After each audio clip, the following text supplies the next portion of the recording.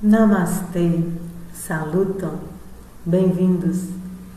E o tema de agora vai ser sobre o papel da ciência, né? O papel da ciência na gênese, o papel da ciência na criação, o papel que a ciência ocupa em nosso mundo. Eu queria contar algumas historinhas aqui. Nesse momento eu vou acompanhar um roteiro, tá? Para eu não me perder muito de um tema que já fizemos alguns estudos sobre. E eu vou falar de uma forma clara, objetiva, mas eu não vou colocar muita regrinha não, tá? Vou colocar de uma forma que eu compreendi e de uma forma que ficou mais fácil quando eu abri o meu campo de visão sobre muitas coisas que vêm acontecendo. No primeiro vídeo que eu coloquei aqui no canal, eu falei essa questão da religião e da ciência, que elas precisam andar assim, ó, juntinho. E é a mais pura verdade. Essa questão aí de que ciência não combina com religião, tá por fora. Não dá certo, a gente já viu que não dá certo. Primeiro, porque a ciência tem que complementar a religião. Ela tem que atestar a veracidade dos fatos. E segundo, que a religião tem que dar um sustento para a ciência, para estar buscando e orientando aquelas pessoas. Eu vou falar sobre cada um, tá? Sobre os homens de gênio, sobre os professores, né? A ordem em que cada um ocupa, a pessoa aceitando a espiritualidade ou não, a pessoa admitindo a presença de Deus ou não, são fatos que hoje estão aí. Então vamos começar aqui. A história da origem de quase todos os povos antigos se confundem com a da sua religião. E é por isso que seus primeiros livros versavam sobre religião. Então, em todas as culturas, né, em todos os continentes, em toda a história da humanidade, a base foi religiosa. E a religião, né, dogmática, a religião que era de acordo com o entendimento de cada povo, ela foi permitindo que as pessoas se espiritualizassem de uma forma gradativa. A ciência veio complementando isso, atestando muitas coisas, tanto que hoje a gente vê aí até alguns estudos que eles já estão tentando provar, né, a existência de Deus, a partícula de Deus. Vai demorar um pouquinho, mas estão no caminho, né? A intenção aí é muito válida. E o primeiro passo aí já foi dado.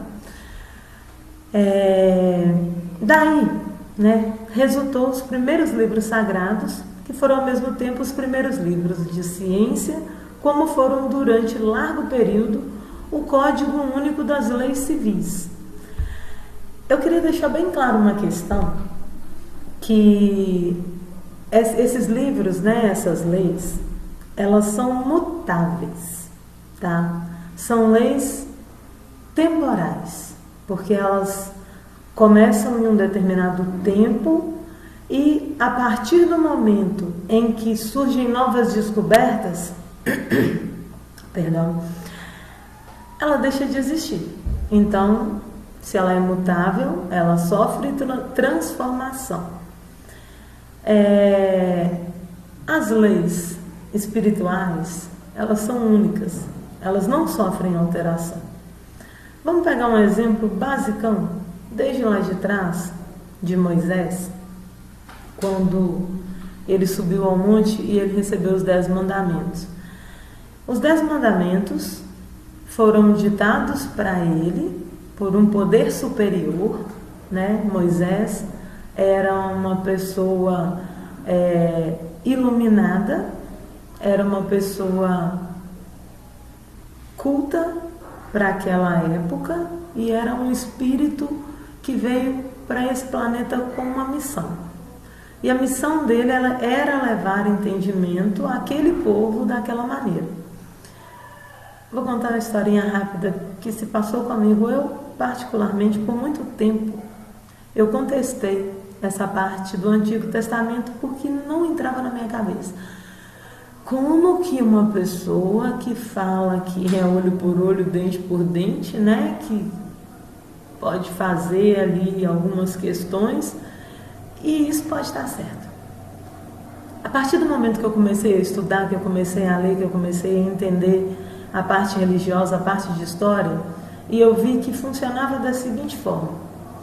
Antes, não tinha muito entendimento espiritual, não.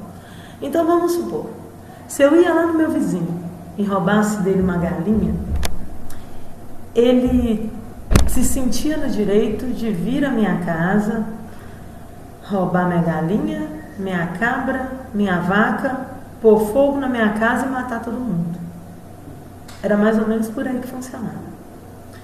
E aí vem Moisés, né? Moisés falou assim, peraí, olho por olho, dente por dente, tá? Só para um entendimento rápido. Se ele te roubar a galinha, você pode ir lá e pegar a galinha de volta, mas não te dá o direito de pegar mais coisas e... Então já foi um começo, né? Já foi um passo. Toda mudança, ela é necessária e ela se dá a curtos passos. Não adianta querer impor algo que ainda não está no entendimento. O entendimento que aquelas pessoas precisavam naquela época era dessa forma, né? De passinho em passinho. E aí ele teve lá os seus 10 mandamentos recebidos e lei de Deus. Tanto que a gente pode pegar os 10 até hoje, que é uma conduta moral, é de conduta divina. É de conduta quem segue ali, os 10, pode se considerar uma pessoa privilegiada. Porque eu acredito que nós já mudamos muito, né? Por exemplo, não roubar, não matar. Infelizmente a gente ainda vê isso por aí no mundo, mas a consciência de que não é legal e existe uma punição por isso é muito mais forte do que o que tinha lá atrás. Então, era esse o entendimento. Aí veio Jesus. Jesus colocou o seguinte, olha, a máxima, né, do Cristo. Não precisa de 10 não, um só está ótimo. Como eu disse também no primeiro vídeo, amar a Deus sobre todas as coisas e ao próximo como a ti mesmo. Se você ama o próximo como você ama a você, né? Como nos amamos. A gente gosta que alguém passe a perna na gente? Não. Então eu vou passar a perna no outro. Tá vendo? A ficha está começando a cair.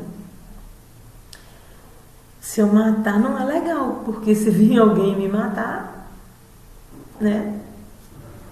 Então tudo resumiu nisso, nessa máxima.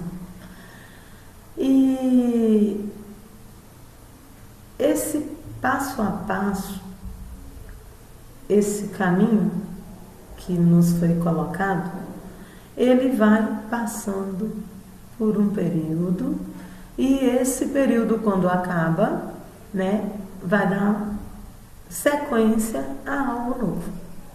E esse novo é o que a gente está começando nesse processo. Mas vamos para frente aqui, que eu vou falar mais um pouquinho a respeito dessa importância, tá?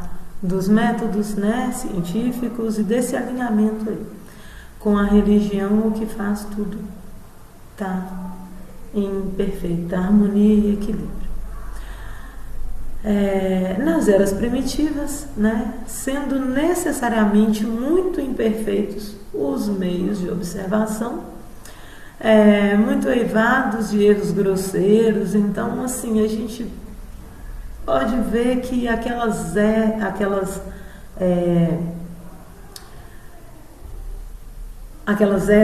né, eram pessoas assim, bem leigas. E um exemplo, chovia demais, dava muito relâmpago, os deuses estão bravos, né? E se dançava para trazer a chuva.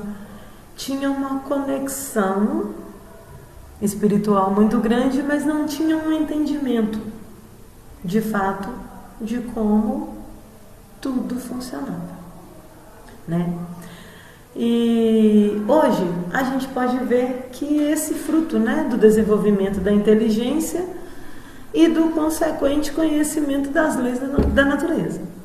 À medida em que nós, seres humanos, vamos nos adiantando, né, essas leis elas vão penetrando. E aí os mistérios, tudo que a gente entende, tudo que a gente sabe, aliás, tudo que a gente não sabe, né, tudo que está aí no desconhecido, começa a fazer um pouco mais de sentido na nossa vida. E aí começamos a observar certas origens, tá? Impotente se mostrou o homem para resolver o problema da criação, até o momento em que a ciência lhe forneceu para isso a chave. E aí deu o clique, né? Lá atrás foi desprendida uma parte do Sol, e esse Sol foi colocado na orbe do nosso sistema solar, que começou todo um processo. Aí vem a ciência e fala, realmente, lá atrás era uma bola de fogo, a era pré-cambriana.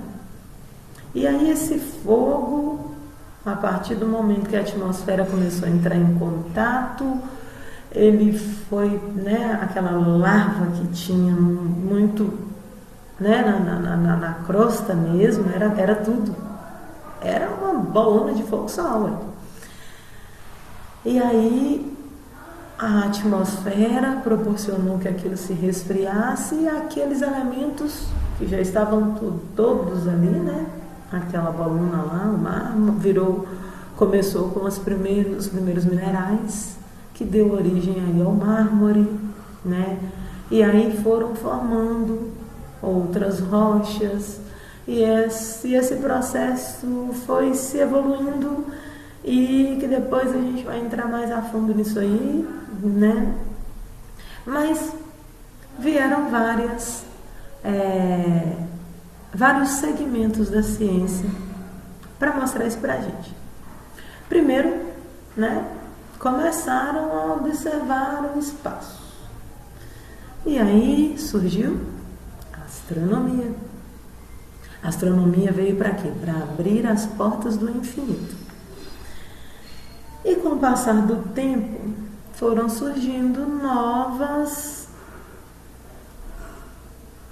pontos de observação.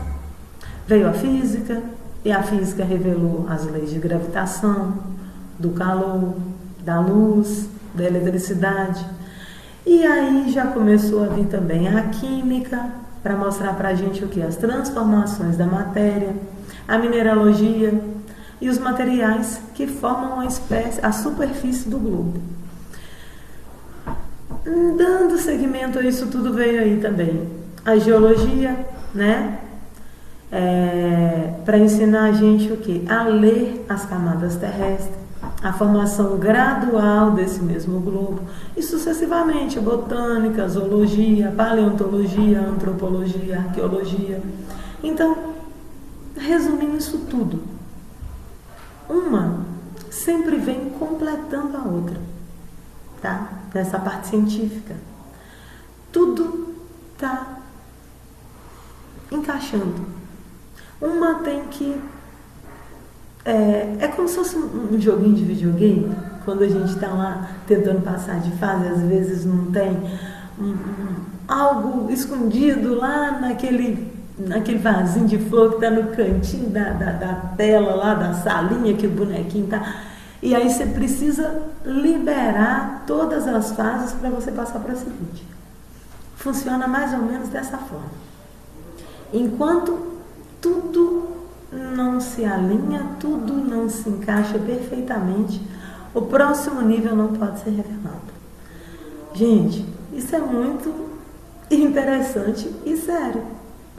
Volto a falar, ciência e religião têm que andar de mãos dadas. Por que a nossa ciência está parada aí, ó, em vários pontos por tanto tempo? Pela descrença. Porque alguns que estão à frente, né, alguns que estão ali tentando buscar o conhecimento, ainda estão com a viseira. Quer um exemplo simples e assim, de algumas questões espirituais e científicas que eu venho estudando. O elemento que comanda, vamos falar assim, legalmente, tá? Legalmente, da minha forma, com o meu entendimento, tá? O que comanda a nossa orbe planetária aqui, ó, do nosso sistema, do nosso universo aqui, tá? Vamos colocar assim. O principal elemento é o hidrogênio, né? Qualquer pessoa relacionada que tiver um pouquinho de compreensão aí nessa área vai ver que eu não estou falando bobeira. Então, o que comanda a maioria dos nossos planetas aqui é o hidrogênio. E o nosso planeta Terra, de acordo com o que ele foi desenvolvendo e com o que a gente tem nele, nós temos o elemento base, que é o oxigênio. Correto? Então, a gente aprendeu lá na escola que duas partes iguais de hidrogênio, H2, mais uma de oxigênio, formam o quê? Água, que é o nosso princípio vital. O que eu preciso, o que você precisa e o que tudo que está aqui na superfície precisa para ter vida. Vida nessa matéria, nessa condição. E aí, os cientistas começam a mandar nave, estação não sei o que das quantas para tal lugar assim. Sonda do não sei o que lá, do não sei o que mais das quantas para tal outro lugar. E o pessoal fica procurando água. Eu acho muito interessante isso. Sabe aquela coisa que está debaixo do nosso nariz e a gente não quer ver? Se duas partes de oxigênio, duas partes de hidrogênio, mais uma de oxigênio da água para nutrir a vida do nosso planeta, se eu pegar a superfície de Marte, não tem oxigênio. O que tem lá? Eu não sei, leiga no assunto. Mas se eu pegar Saturno, eu também não sei. Mas vamos dar um exemplo aí. Vamos supor que o elemento da tabela periódica, eu não sei não, tá gente? Deixa eu chutar uma letra. Vai ser o Z. Nem sei se tem Z não. Mas, sei lá. Vai ser o Z. Então, se eu pegar duas partes do hidrogênio, H2Z, vai ser o elemento necessário para a vida daquela atmosfera.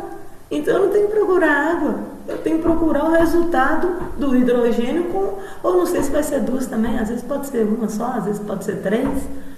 Eu não sei a conta disso. Mas a gente está procurando errado. E a gente está querendo pesquisar algo que a gente nem sabe por onde começar. Então vamos tentar abrir o campo, abrir a visão, né? Melhorar aí a nossa forma de buscar o conhecimento e o aprendizado, né? E como eu disse, uma coisa sempre tem que estar completamente completando a outra, porque senão a próxima fase, o próximo nível, a próxima etapa não vai ser liberada. A gente sabe que a ciência, ela abriu o caminho, né? Ela deixou muita coisa para trás, e o que lá atrás não foi muito fácil, não. Imagina na criação da eletricidade, o tanto que as pessoas não julgavam que isso não é de Deus, isso não sei o que lá. Meu Deus, se está aqui, se é permitido, é de Deus, sim. Pode não ser. Eu estou com medo de eu falar bobeira, mas nem é bobeira, é de eu não conseguir expressar, tá? Porque é muito relativo. O bem e o mal depende do ponto de vista, depende do olhar. Às vezes eu acho que uma coisa é muito boa, mas não é, e vice-versa. Eu falo daquela mãe que cuida, que protege,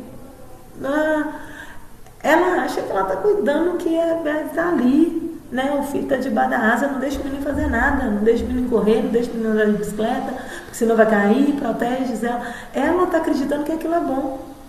Mas e o menino? E a criança? Está sendo bom para ela? Esse zelo todo? Porque uma hora vai ter que sair de debaixo da asa. E aí? E a hora que sair de debaixo da asa? Entendeu? Então é uma questão de perspectiva. É uma questão de olhar com outros olhos. Tá? E quando a ciência começou a abrir o caminho, né, tudo mudou de aspecto. Uma vez achado o fio condutor, as dificuldades prontamente se aplanaram. Ao invés aí de uma criação imaginária, né, surgiu o quê? Uma gênese positiva e, de certo modo, experimental. Porque nós estamos aqui experimentando tudo. Experimentando a vida, experimentando sensações, né, experimentando o erro, os erros, os acertos. Estamos experimentando e cabe a conclusão que eu vou ter, a visão que eu vou ter de como eu passei por tudo isso, o aprendizado e como que eu vou me portar daqui para frente. Então, é essa a questão, né? E sem a ciência, gente, é impossível. É impossível. Assim como sem a religião. Quando eu falo religião, tá? Eu não estou falando de nenhuma religião específica, não. Estou falando de religiosidade, espiritualidade, espiritualização, conexão com Deus. Tá? Então, assim, é impossível, né? Se conceba a Gênese sem os dados que a ciência fornece, e pode dizer-se com a inteira verdade que a ciência é chamada a constituir a verdadeira Gênese, segundo a lei da natureza. Então, se está na lei, está lá. A gente pode não saber provar, a gente pode não saber compreender, mas ela está lá. É o equilíbrio, é como tudo funciona, e de acordo com a nossa evolução espiritual, moral, as coisas vão começar a chegar. E é uma época, tá? É uma época de mudança, é uma época que muitas coisas estão sendo reveladas, colocadas, e nós temos que observar por vários ângulos, por vários pontos, como é que essa informação tem chegado, e tomar cuidado também, né? Porque assim como está lá num dos ensinamentos de João, a gente tem que observar a origem, né? Lá ele fala que nem todos os espíritos são de Deus, então veja se realmente, né, são bons. Porque a gente tem a influência boa e a influência não tão boa. É como aqueles desenhos animados que fica ali um anjinho e um capetinha, um do lado do outro. Fala, faz isso aqui. Não faço não. Olha, isso aqui você vai estar bem. Não, mas a consequência não vai ser muito legal. Olha, isso pode, faz o bem. Não, faz não, você não vai ganhar nada com isso. É mais ou menos por aí, na nossa cabeça o dia inteiro. E a gente tem que ter consciência, quando eu falo, volto a repetir, conscientização, espiritualização. Para, reflita, né? Observa o pensamento, porque nem todo pensamento que está aqui é meu. É verdade, nem sempre, né? Nem sempre tudo que vem aqui é meu. Tem muita coisa externa, tem muita influência, tanto boa quanto ruim. E cabe a nós filtrar e saber se realmente, né, qual é a origem daquele pensamento, qual é a origem daquilo que está vindo naquele momento para mim. Os pontos ainda duvidosos não passam, a bem dizer, de questões de minúcias, que a sua solução, qualquer que venha a ser no futuro, não poderá prejudicar o conjunto. Ademais, malgrado os recursos que ela há tido à sua disposição, faltou-lhe até agora um elemento importante, sem o qual jamais a obra poderia completar-se. Então, ó, um e o outro. Ciência, religião e uma outra base fundamental nesse edifício, que é o edifício do conhecimento, do autoconhecimento, a filosofia, que também é muito importante, depois a gente vai falar dela.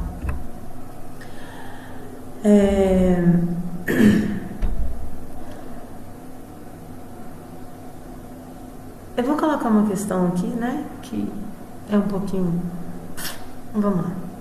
A Bíblia, evidentemente, encerra fatos que a razão, desenvolvida pela ciência, não poderia hoje aceitar, e outros que parecem estranhos e repugnantes, pois deveriam de costumes que já não são os nossos.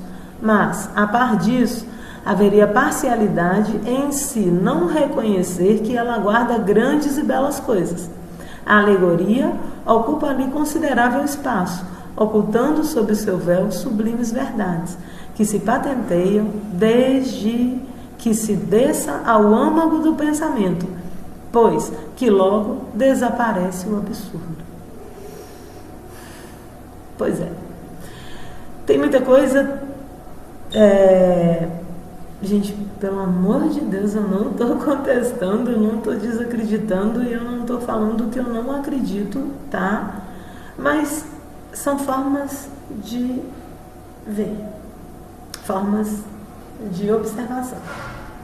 Porque, às vezes, uma história é só uma história.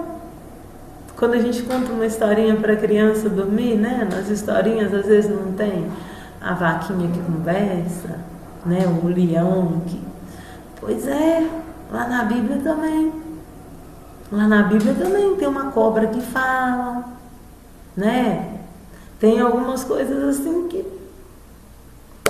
Quando na vida tem uma cobra que conversou?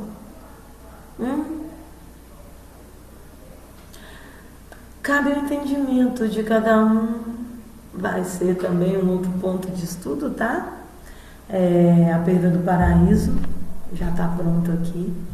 Esse é muito bacana.